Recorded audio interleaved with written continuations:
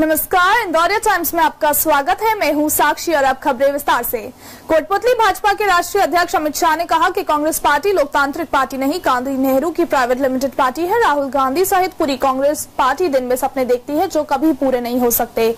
हाल ही में कांग्रेस पार्टी की स्थिति ऐसी हो गई है कि देश के नक्शे में दूरबीन लगाकर उसे खोजना पड़ता है। राजस्थान में मैं सचिन पायलट को जवाब देने नहीं आया हूँ, बल्कि राजस्थान की जनता को पाई पाई का हिसाब देने आया हूँ कि क्या किया है कांग्रेस ने अपनी 4 पीढ़ियों के शासनकाल में और क्या कुछ नहीं दिया 2014 के बाद भारतीय जनता पार्टी ने।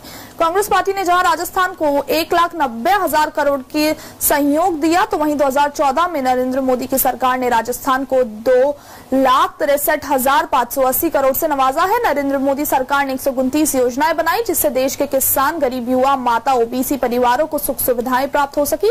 7 करोड़ लोगों को बैंक अकाउंट में खाते खुलवाए गए। वहीं 6 करोड़ माताओं को गैस का चूल्हा प्रोवाइड करवाया गया।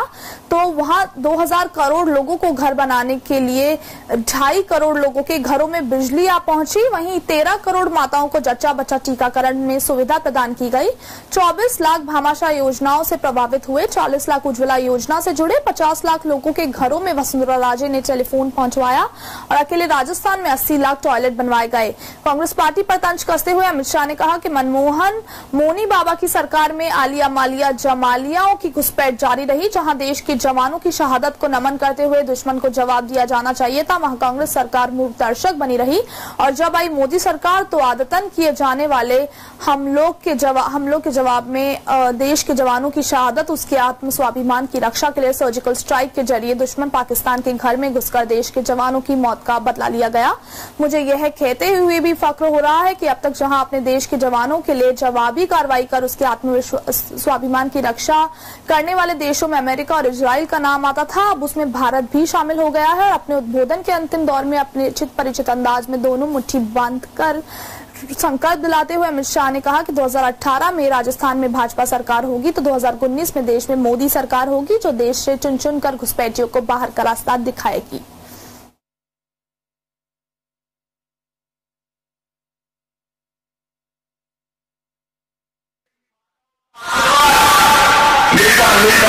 मैं यहाँ आया हूँ और यहाँ मुझे मारूंगा। और ये कांग्रेस वाले जो है, ये कांग्रेस वाले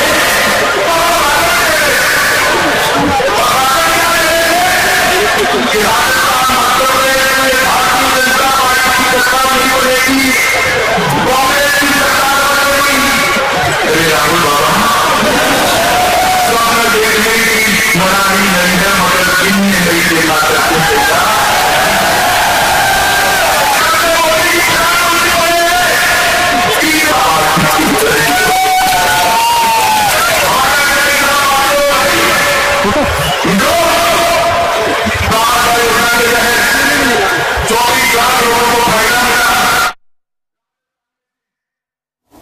जयपुर ग्रामीण सांसद राज्यवर्धन सिंह राठौर ने राष्ट्रीय अध्यक्ष अमित शाह को मंच पर आमंत्रित करते हुए कहा कि निशानेबाज मैं हूं और गोली आपके पास है, बोली सही लगनी चाहिए। उन्होंने कहा कि कमल का फूल कोटपुतली से खिलना ही चाहिए।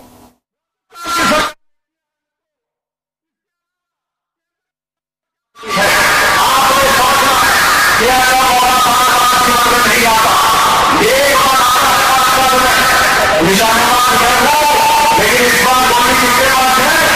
आपके पास। एक गोली निशाने पे लगाना है, एक गोली निशाने पे नहीं, एक गोली निशाने पे नहीं, एक गोली बाहर निकालनी चाहिए।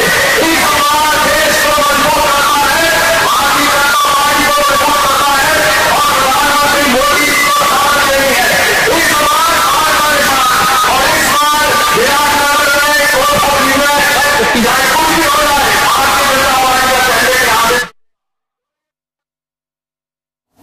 कोटपुतली से भाजपा प्रत्याशी मुकेश गोयल ने अपने उद्बोधन में कहा कि मुझे विधायक कोटे से मिलने वाला वेतन मैं एक ट्रस्ट बनाकर जनता की सेवा में खर्च करूंगा, उसे व्यक्तिगत कार्यों में खर्च नहीं करूंगा। चुनाव में नहीं, क्षेत्र की जनता लड़ रही है और जिन संघर्षों के लिए जीना सुविधाओं को लेकर आपने मुझ में विश्वास करते हैं दिखाया है, मेरी कोशिश होगी कि मैं आपकी उपेक्षाओं पर खरा उतर सकूं। फिर चाहे कोटपुतली को जिला बनाने की बात हो, सिवरेज लाइन की बात हो, मेडिकल कॉलेज की बात हो या अन्य सुख सुविधाओं की, कोटपुतली किसी भी मामले में पीछे नहीं रहेगा, यह मेरा आपसे वादा है।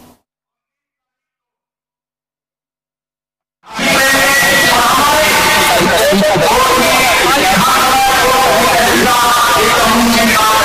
वाले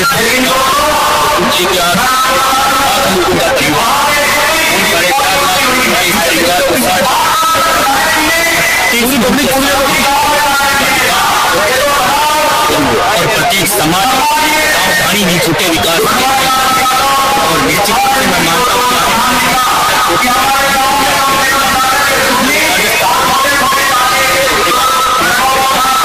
अपने आप को गर्व आने वाले जिला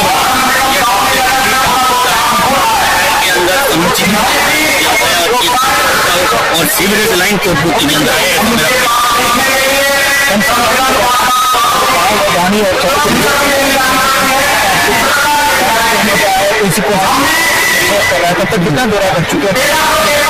क्या कारण है? मैं पिछले 20 लोगों का प्रेम और प्यार इतना ज्यादा है कि मैं भी अचंभित हूँ कैसे मतलब ये विकास के कुछ काम लोग केवल प्यार करते हैं और अब तो ऐसा लगता है जबरदस्ती जातिवाद का जबकि जातिवाद से परे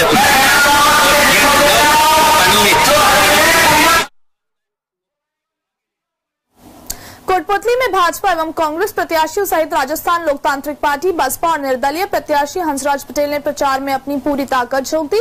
कोटपुतली में विधानसभा चुनाव विचार अभियान परवान चढ़ता नजर आ रहा है, जहां एक और कांग्रेस प्रत्याशी राजेंद्र सिंह यादव ने कई गांवों में जनसंपर्क के दौरान कहा कि आने वाली सरकार कांग्रेस पार्टी की होगी, क्षेत्र का समुचित विकास करवाना उनकी पहली प्राथमिकता होगी।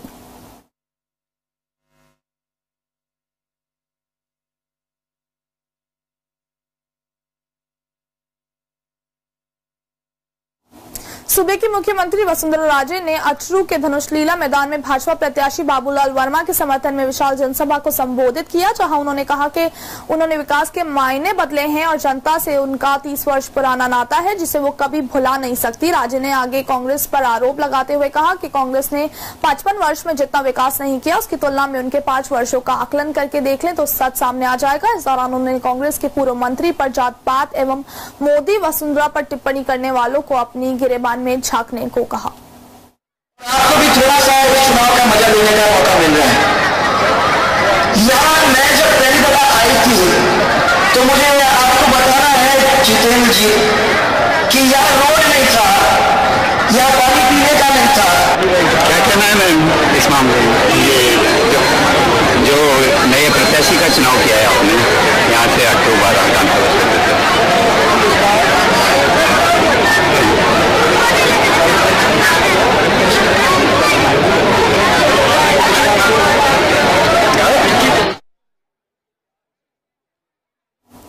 कोटपुतली में भारतीय जनता पार्टी के राष्ट्रीय अध्यक्ष अमित शाह की विशाल रैली एवं होने वाली बड़ी जनसभा की पूर्व संध्या पर भाजपा के राष्ट्रीय मंत्री तरुण ने मीडिया से मुखातिब होते हुए कहा कि राहुल गांधी के इशारे पर नवजोत सिंह सिद्धू भारत में होने वाले चुनाव में मुस्लिम वोट बैंक को लुभाने की कोशिश कर रहे हैं। वो 10 जनपद के चापलूस दरबारी बनने की कोशिश में है। राहुल गांधी के इशारे पर ही पंजाब चीफ मिनिस्टर के मना किए जाने के बावजूद वो पाकिस्तान गए।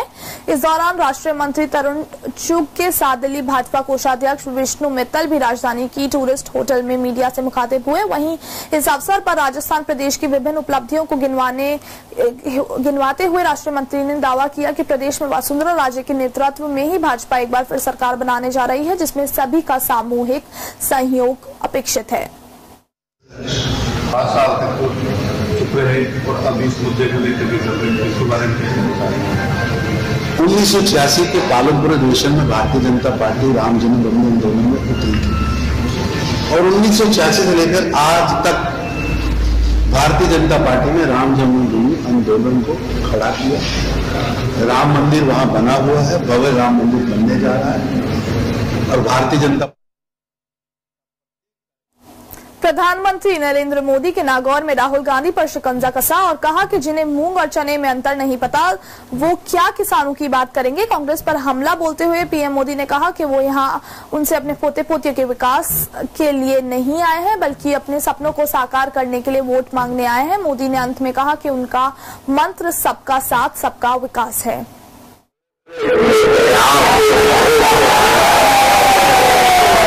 गलती मत करना कि आपके वोट से कोई एमएलए बनता है।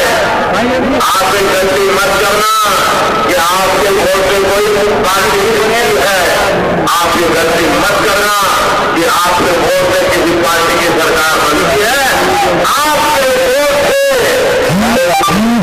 अगर सरकार ईमानदार बनती है, सही जगह पर आपका वोट पड़ रहा है।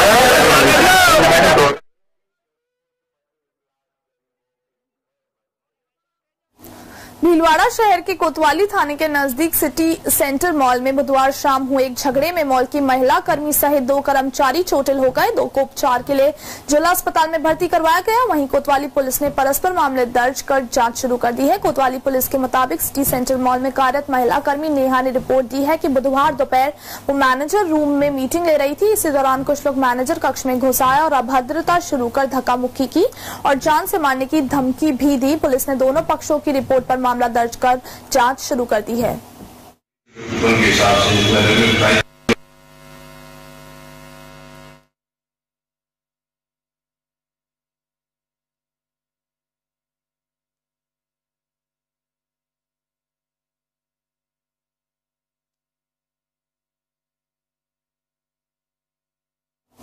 कुम्हेर विधानसभा क्षेत्र में वैभव गहलोत और कुंवर अनिरुद्ध सिंह कांग्रेस कार्यकर्ताओं ने जोरदार स्वागत किया। इस दौरान डीग में सैनी समाज की मीटिंग आयोजित की गई, जिसमें सैनी समाज ने कांग्रेस को समर्थन देने की बात कही। मीटिंग के दौरान वैभव गहलोत ने कहा कि उनका जोधपुर से आना तभी सार्थक होगा जब कांग्रेस के प्रत्याशी विश्वेंद्र सिंह को जिताकर जयपुर विधानसभा भेजा जाएगा। वह ही कार्यक्रम के दौरान कुंवर अनिरुद्ध सिंह ने कहा कि 7 दिसंबर को कांग्रेस प्रत्याशी के पक्ष में मतदान कर कांग्रेस प्रत्याशी को विजयी बनाए।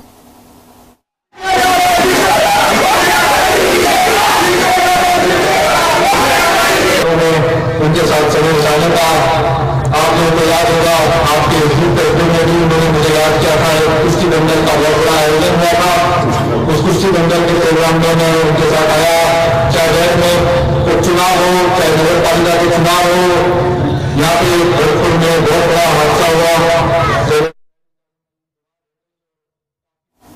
फिल्म स्टार प्रियंका चोपड़ा के विवाह को लेकर जोधपुर में फिल्मी हस्तियों का जमावड़ा शुरू हो गया है। वहीं प्रियंका चोपड़ा और उनके मंगेतर निक जोनस भी बुधवार जोधपुर पहुंच गए हैं और जब वो जोधपुर एयरपोर्ट पहुंचे तो उनका तिलक लगाकर स्वागत किया गया, जहां से वो लोग उम्मेद भवन पहुंचे।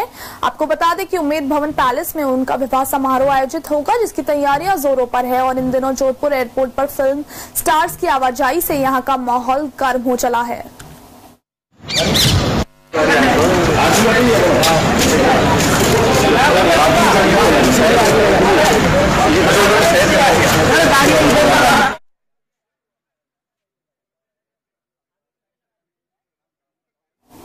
इस बुलेटिन में इतना ही। आगे और खबरों के लिए जुड़े रहिए इंदौरिया टाइम्स से।